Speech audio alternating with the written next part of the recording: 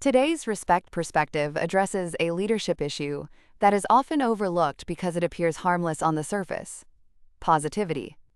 Specifically, we're examining positivity silos, environments where optimism is encouraged, but honesty is quietly constrained. This is not a critique of morale. It's a challenge to leadership discipline. Positivity isn't the problem. Selective positivity is. Many organizations actively celebrate positivity while quietly avoiding reality. When optimism exists without accountability, it becomes performance theater, not leadership. So the question here isn't, are we positive? It's, what are we refusing to see? And just as important, what conversations feel off limits in your organization? Let's define positivity silos. They occur when leaders isolate optimism from truth, when good news is rewarded more than accurate news. In these environments, dissent, challenge, or even professional discomfort gets labeled as negative. The result is, information doesn't flow upward. It gets filtered. Positivity silos don't happen by accident. They form when leaders confuse morale with morale management, when conflict is feared more than stagnation, when tone is rewarded over substance. Defensive reactions to challenge send a signal, whether intentional or not, and the key insight on this is critical. Psychological safety collapses when honesty is penalized. Once that happens, people adapt by staying quiet. Harvard Business Review tells us that teams that suppress dissent make more strategic errors. Gallup reports that only about 30% of employees feel safe speaking candidly to leadership. MIT Sloan research shows that high-performing teams exhibit higher levels of productive conflict, not less. The translation is simple. Silencing discomfort doesn't protect performance, it degrades it.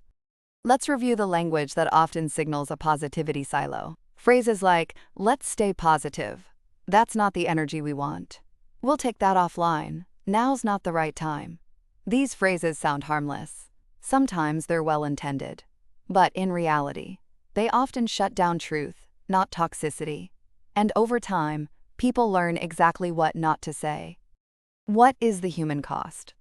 Positivity silos disproportionately impact high performers, ethical employees, analytical thinkers, new leaders, trying to do things the right way. These are often your most valuable contributors.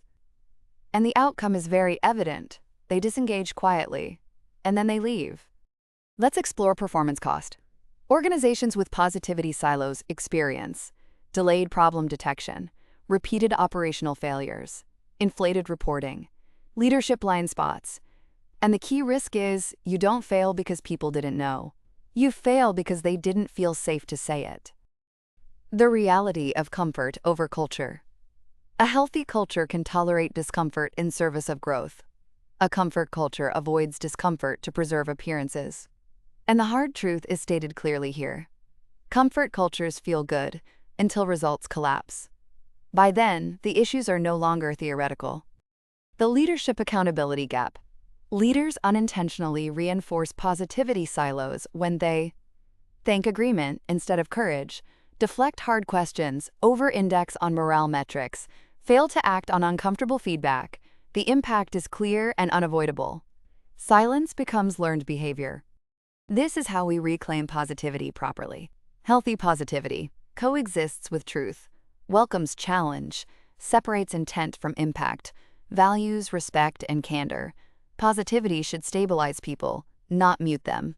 That's the standard. Respect is not comfort. Respect means honoring honesty even when it's inconvenient. Listening without defensiveness. Responding with action, not explanation. And protecting those who speak up.